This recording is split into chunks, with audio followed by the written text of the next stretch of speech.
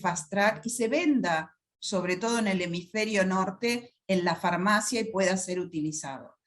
Tanto el obeticólico como agonista Efexar, como el bezafibrato, agonista PEPAR, ¿qué es lo que demostraron? Demostraron un buen impacto en la colestasis bioquímica, resultados variables con respecto a la cuestión sintomática, ya que como vamos a ver, el ácido obeticólico tiene un talón de Aquiles que es importante, y todavía se discute cuál es el impacto real que pueden o no tener sobre la fibrosis.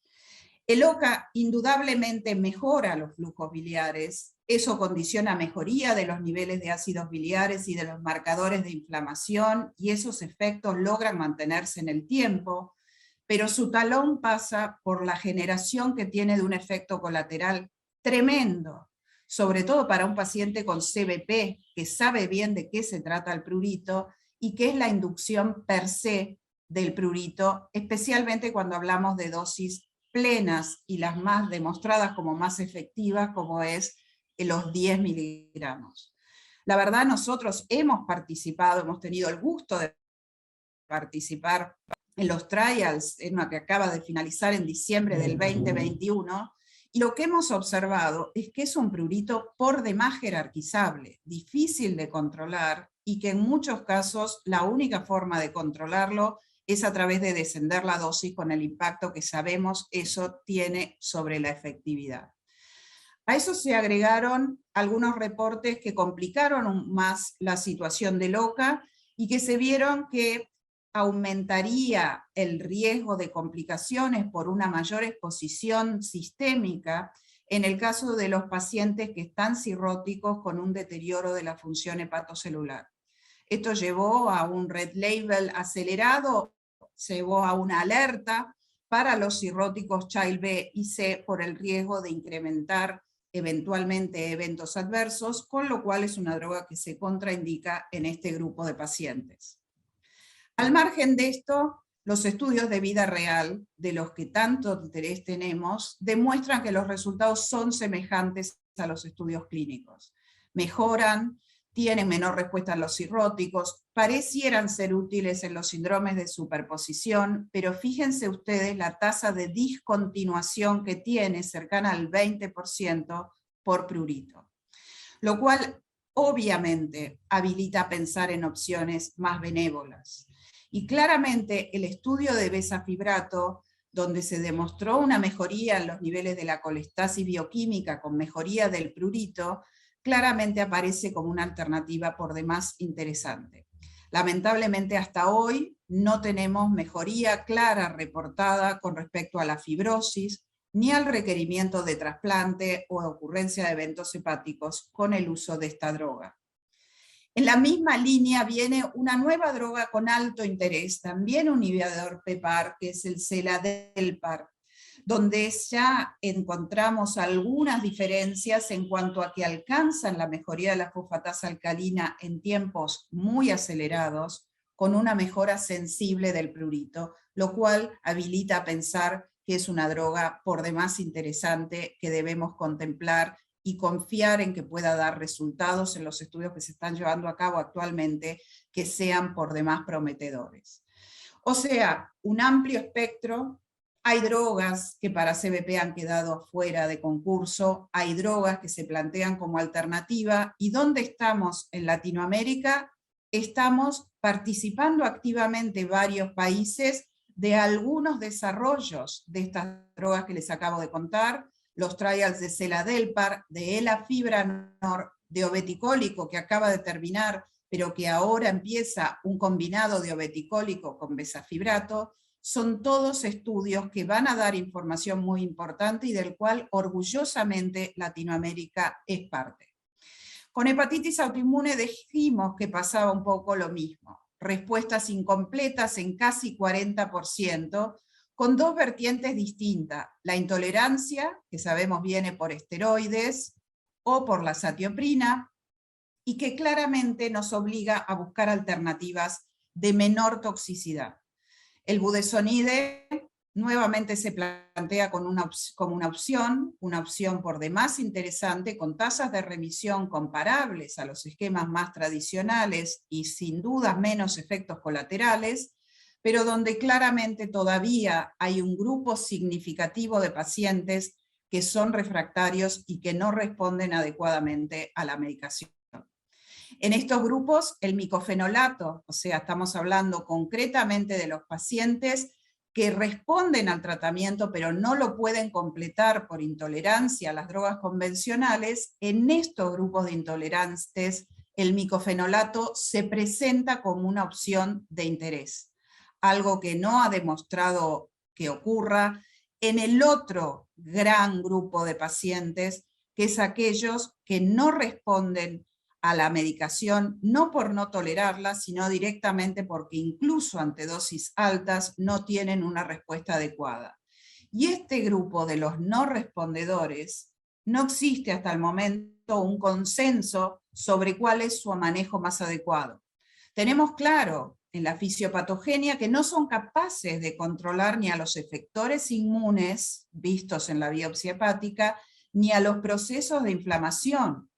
Y si bien se han descrito muchos factores que intervendrían en esa menor respuesta, que van desde la presentación, a la genética, a la cirrosis, a cuestiones de género, etc., la verdad es que los factores más significativamente vinculables a una peor respuesta son la presencia de cirrosis al momento del inicio del tratamiento y la edad más joven. ¿Cuál es la importancia? La importancia es que ante esos factores de riesgo, pero también ante la evidencia de que la enfermedad no está respondiendo al standard of care, se abren las opciones de tercera línea representadas fundamentalmente por los inhibidores de calcineurina y ahora en los últimos tiempos por la incorporación de algunas inmunoterapias. Nuevamente algunas limitaciones, las mismas que vimos antes. Son resultados que surgen de estudios chicos, de estudios unicéntricos, muchos son reportes de caso. La verdad, nos faltan estudios randomizados y nos falta fuerza de evidencia. Así todo, tenemos drogas para interactuar en los distintos puntos de la cascada inmune y claramente la ciclosporina fue de las primeras drogas inmunosupresoras de segunda línea que se utilizaron con resultados aceptables. Lamentablemente, y pese a algunos resultados muy alentadores, sobre todo en la población pediátrica, donde permitía ahorrar esteroides, la enorme mayoría recaen luego de la suspensión. Datos alentadores, si se quiere, dentro de la severidad de este grupo, vienen, a diferencia de lo que les comenté con el micofenolato, que no sirve para el no respondedor, sí parece servir el tacrolimus. Y la posibilidad de empezar con dosis altas y después reciclarlo a dosis más aceptables podría ser una alternativa eventualmente de utilidad en estos grupos. Hablamos de patogenia. Si estamos en enfermedades inmunes, ¿qué más que esperar algo de las inmunoterapias, siendo los desarrollos de inmunoterapias a los que estamos hoy expuestos? Las experiencias son súper limitadas, pero incluso estas en bajo número de pacientes abren un panorama que es por demás alentador para este subgrupo específico de pacientes no respondedores. Y nada más que un ejemplo para cerrar. A veces las cosas vienen casi por casualidad.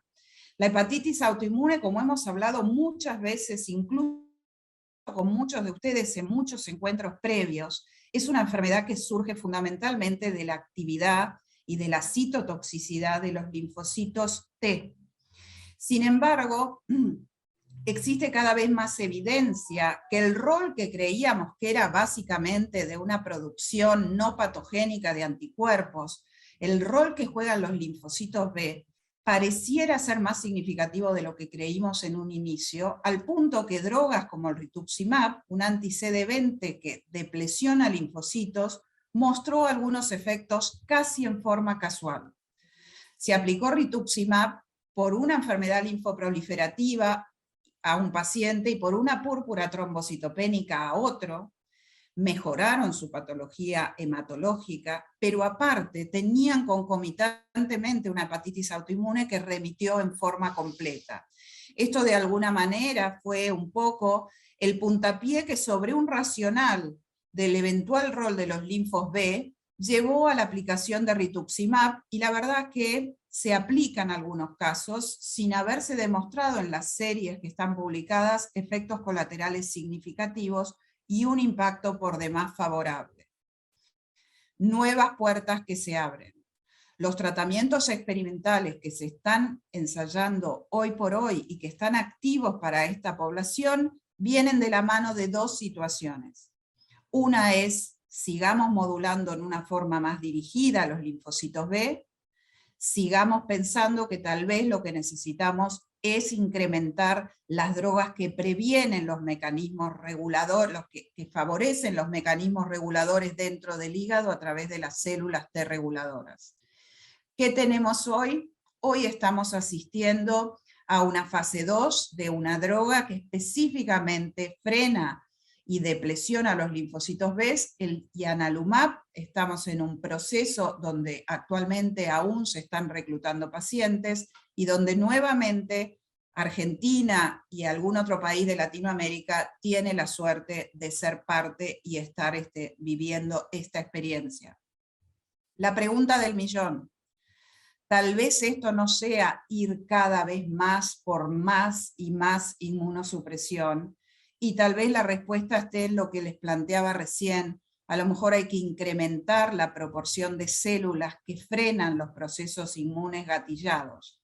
Los protocolos de transferencia de células T reguladoras se están planteando, ya hay protocolos en fase 1 en curso que ya llevan algún tiempo para ver de restituir tolerancia, y la espera de nuevos resultados en torno a estas posibilidades genera un atractivo muy especial.